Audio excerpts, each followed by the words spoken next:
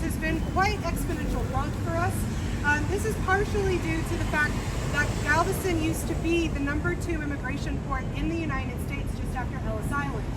So we not only have a huge influx of population through Galveston, and after the 1901 hurricane, they all came here, but we also have over 103 first languages spoken in Houston, and we have over 90 different authentic native cuisines that you can try while you're here. And I'm not talking native cuisine as in like, hey, you want Italian, go to the Olive Garden. I'm talking about authentic home cooking. It's one of the things that brings a lot of people to Houston. Definitely try out our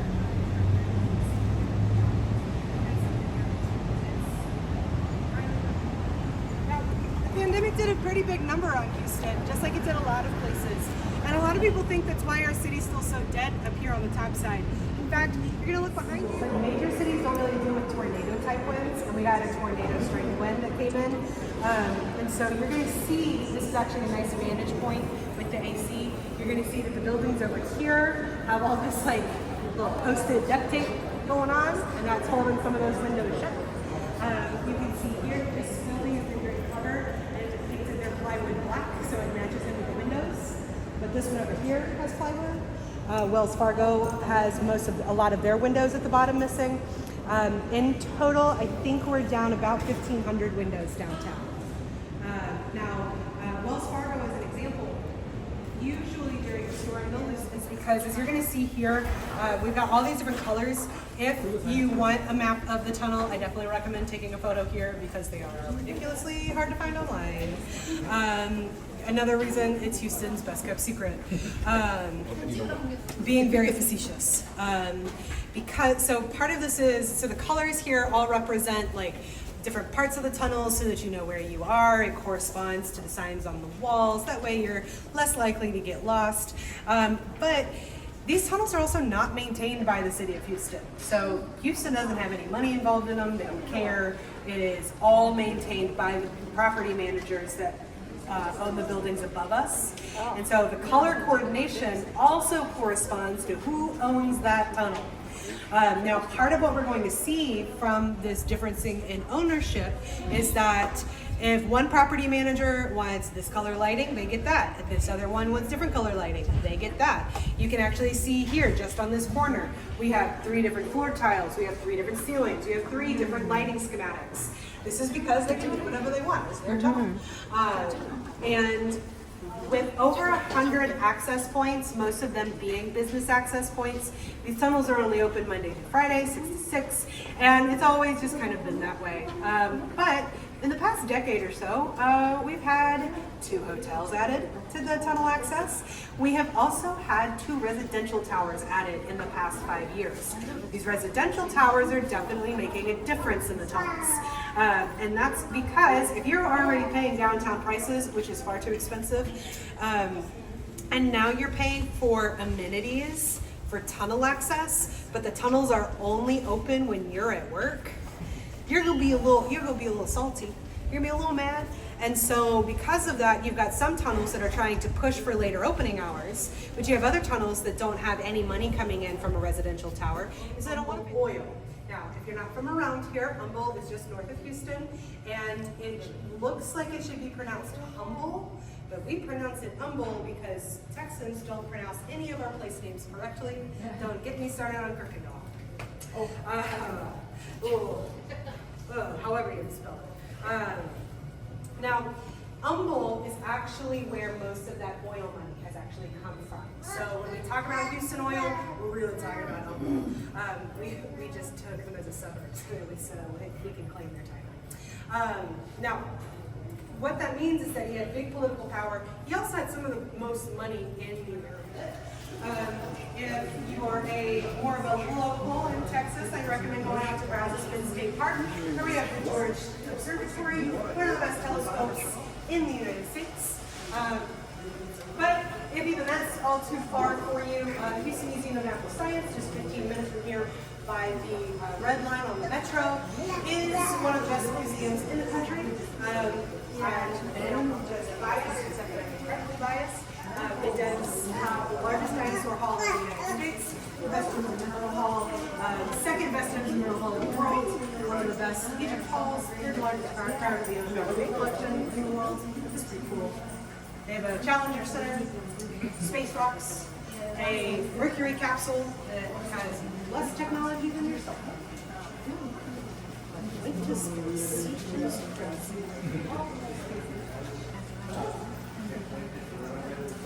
Stories. And so to suddenly get a 32-story tall building in the middle of downtown would have been insane for us. Now, the Espersons are in Texas. They adopted Texas family. Neil's actually immigrated here from Denmark. He had about $5 in his pocket, so the legend goes. But he bought a Webster's dictionary, which would have been a very new book at the time, and traveled America looking for the American dream, whatever that is. Now, on his bucket list to say, that he had been a successful American, he needed a theater and a skyscraper. Why those were the two items on his list, I'm not sure, but that's what it was. So, traveling the American Midwest, he starts dabbling in business. He gets a little bit into farming, into agriculture, into some real estate. Nothing really kicks off until he gets to Manhattan, Kansas. And that is where he met Miss Mellie. Now, Mellie was 18 years old at the time. He was 36. This was when they got married. This is much more normal in 1870. That's actually a pretty small age gap for the 1870s. And what was more unusual was the fact that he actually let Mellie take control of the business. She was essentially the CEO and CFO of all of their businesses. It is pretty major because they eventually move over to Humboldt, Texas, where they strike it rich in oil, and they end up selling their company to the company that would eventually be Exxon for $5 million, giving them their seed money for the land downtown. This happens, and then Niels goes on a trip to New York, where unfortunately he had been dealing with tuberculosis, and he did die from a heart attack in conjunction with it. This leaves Mellie really bereft. She's real sad. This actually does seem like it was probably a love match. They really didn't seem to care for each other. And so she took this land that he had downtown, and she had sold the Esperson during the Great Depression. She bought it back for half what it was. She sold it for, making her a lot of money. And it's one of the reasons that she was one of the wealthiest women in the United States at the time. She also, to maintain her CEO, CFO position, she actually had to marry because women were not allowed to own their own businesses without a man's name being legally next to theirs. So she married a man 20 years her junior, which would have been scandalous.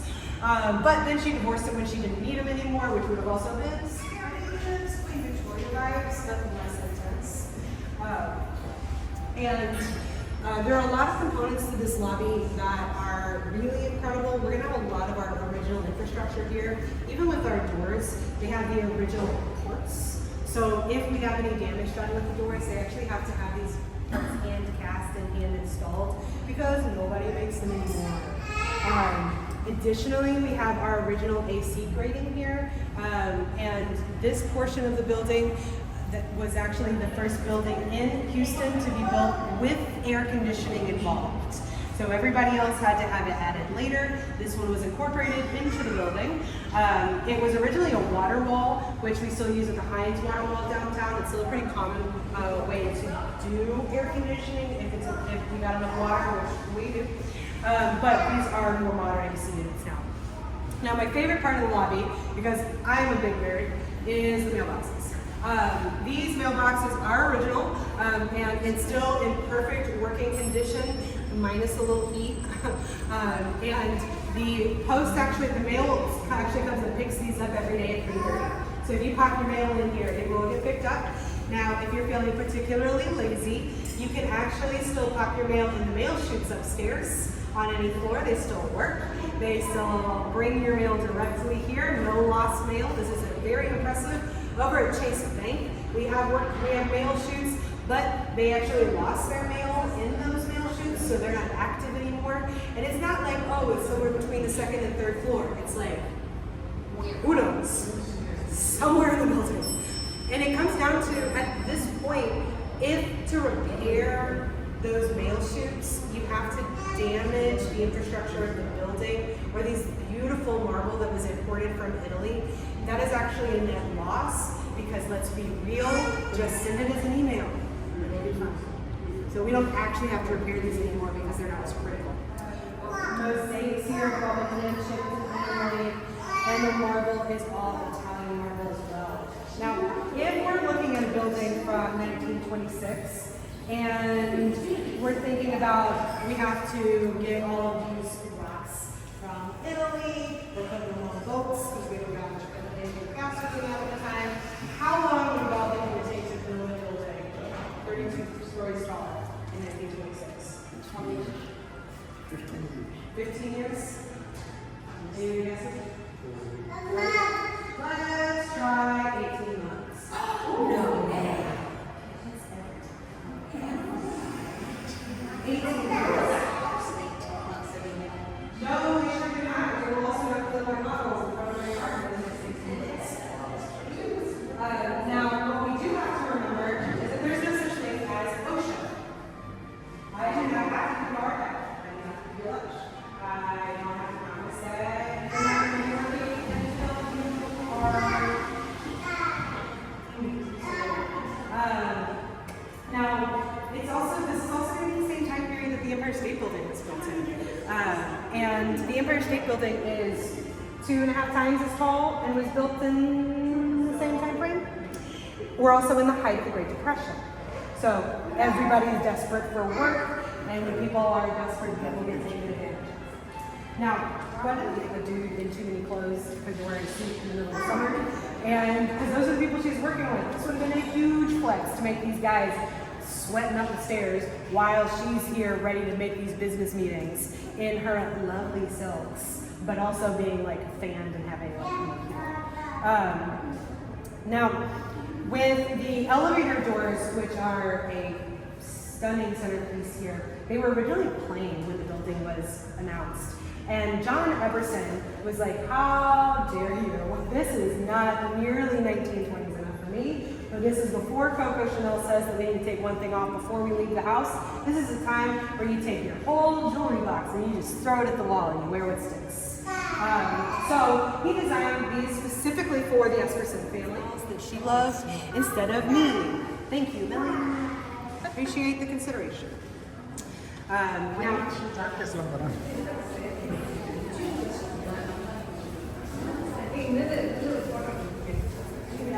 there's too many true crime podcasts, too many husbands witnessing. It wasn't worth having it around anymore. And it's easy to scam. It's a weird loophole. So feel free to take a look at these, and then we're going to come around the corner and visit a restroom.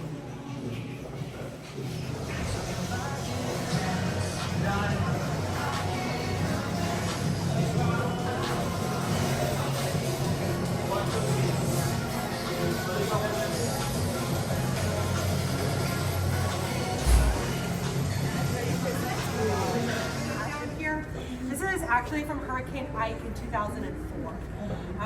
And for people that have been in the area long enough, that was a doozy of a hurricane and was definitely the big bad one when I first moved here. But then 7 years ago, we had made a new BFF. His name was Harvey. Harvey came in, moved in, and did not move. At one point, Harvey was only moving at 1 mile an hour and picking up all of this extra water from the shipping channel and from the Gulf, and then just dumping it right back onto our city. And so that's one of the reasons why Harvey hit us so bad. Harvey's water level was up to here.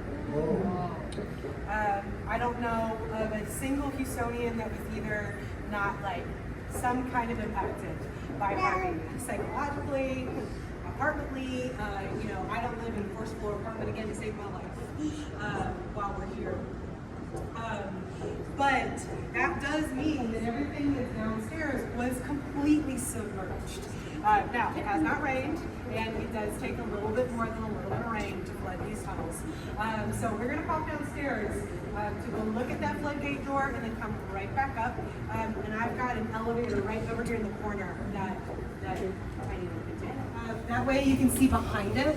If y'all want to come down the hallway this way, you can see behind it, you can see the mechanisms, the rubber. Oh, sorry. So sorry. We're just going to want to make sure that we keep the center of the hallway open because people do use this to pass from the theater district to go get food.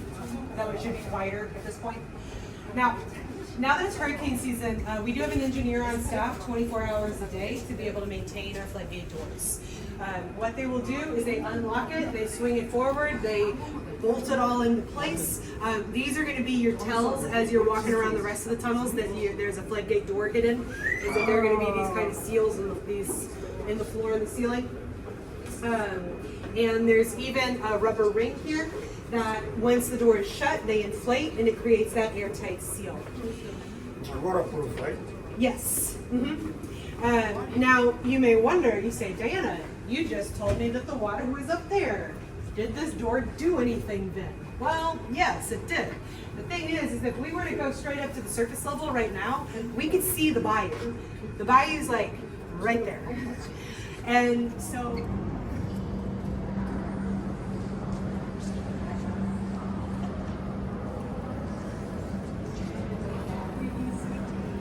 உட்கார வச்சுல அதெல்லாம் கண்ணாடி தான் விழுந்திருக்கும் மேலெல்லாம் இப்போ உடஞ்சி கண்ணாடிலாம் அதுக்கெல்லாம் plywood போட்டு அடிச்சு வச்சுருக்காங்க.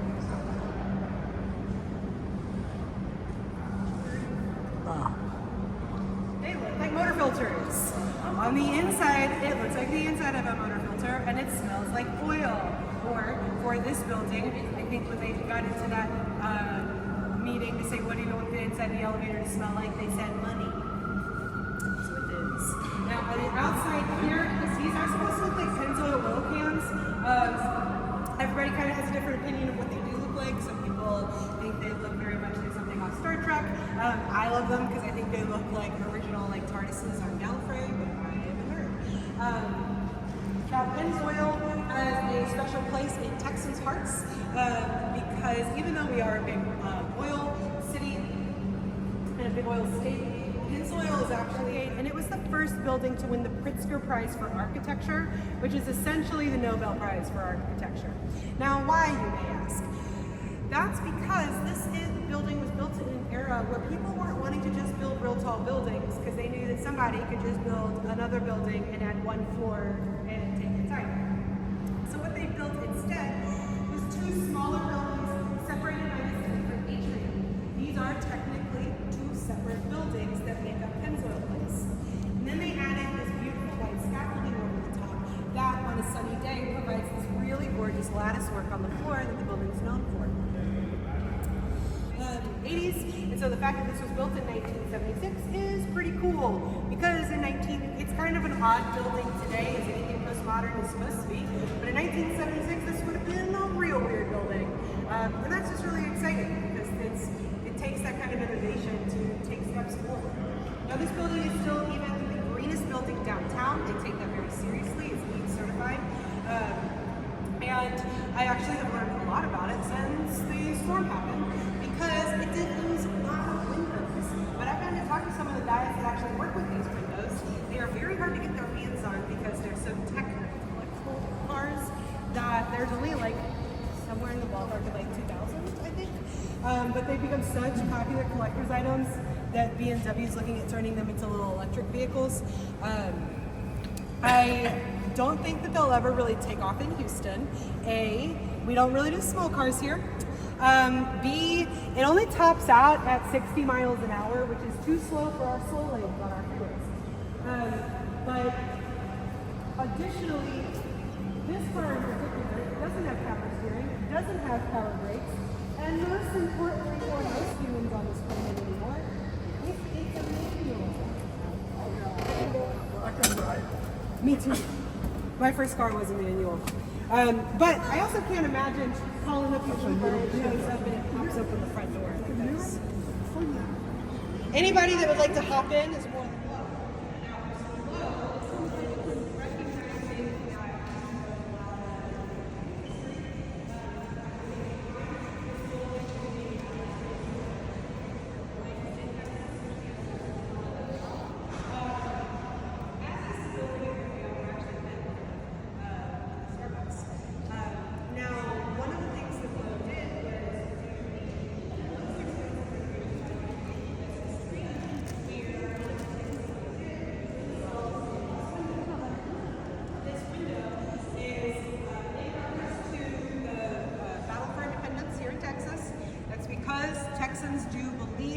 not the only 6 years that matter in human history is the 6 years we were our own country. And this window actually has Sam Houston on one side, it has General Santa Anna on the other, and fighting for Texas, Texas won. Now, this is more apropos than a lot of places that just throw around Texas Republic stuff, because Sam Houston's house is just downstream. So he actually lived just blocks from here. And I'll point that out when we go. But my favorite part about rescuing this floor is that they found these divots in the floor, and we don't get stuff like this very often in the United States in our extant buildings because the U.S.'s extant buildings are quite young. Generally too young for my taste. But you're going to see these in places that have a lot of humans impacting their environment a lot more for a lot longer.